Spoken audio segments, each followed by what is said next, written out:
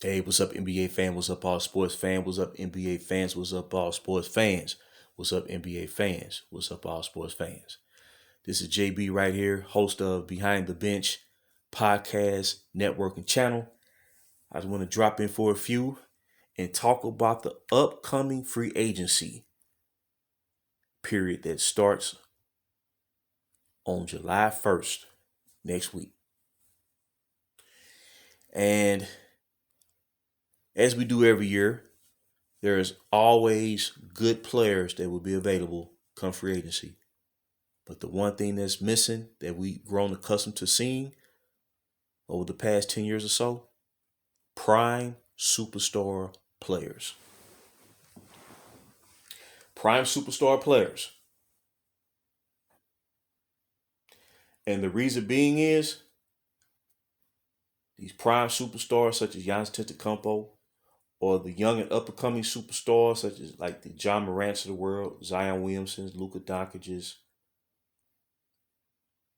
along with the Devin Bookers of the world, along with Finals MVP, best center in the world, Nikola Jokic, Jamal Murray, and the list goes on and on. Your prime stars will not be available as they once were this previous decade because simply they're signing 4 or 5 year extensions with their current team, and more often than not, it's the very team that drafted them into the league.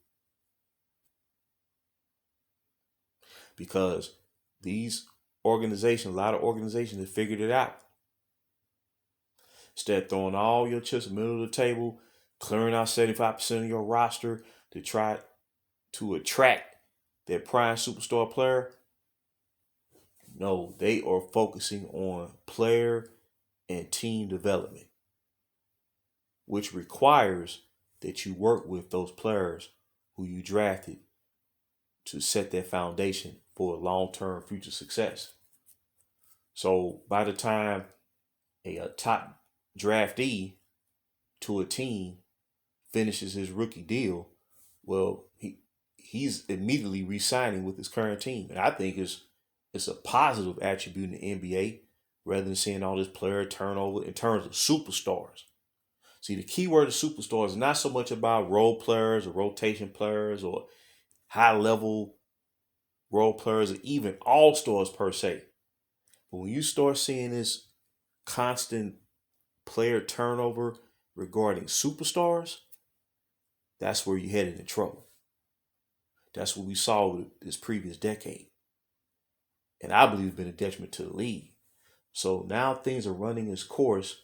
Organizations are getting smarter and they understand instead of going for broke, throwing our caution to the wind, you're better off by sticking to the script and building your team piece by piece.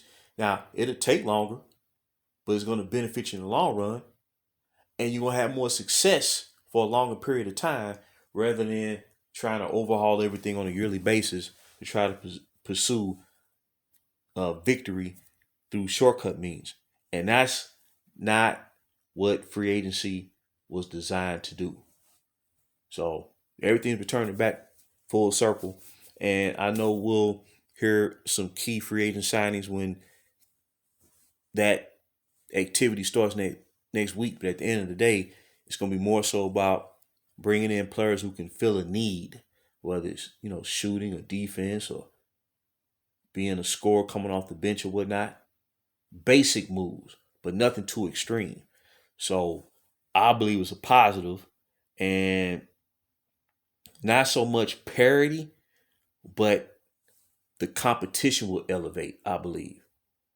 Because the superstars drive the engine, they drive the impulse of the league.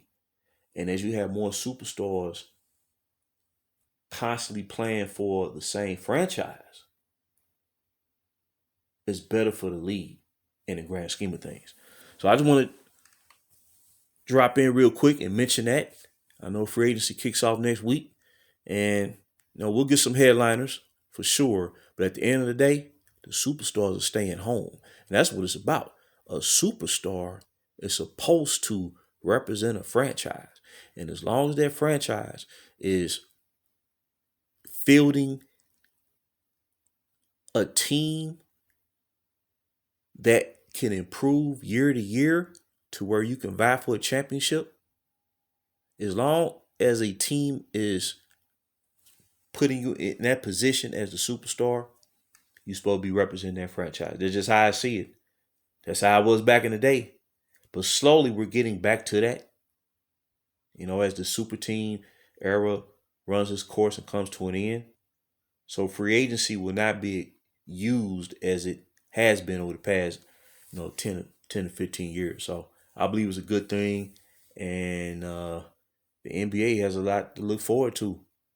If they just let things flow naturally, it can experience another golden era, just like it did back in the day during the 80s and 90s. It's right there. It's right there. So I just want to drop in real quick. This is JB from Behind the Bench, and I will holler later.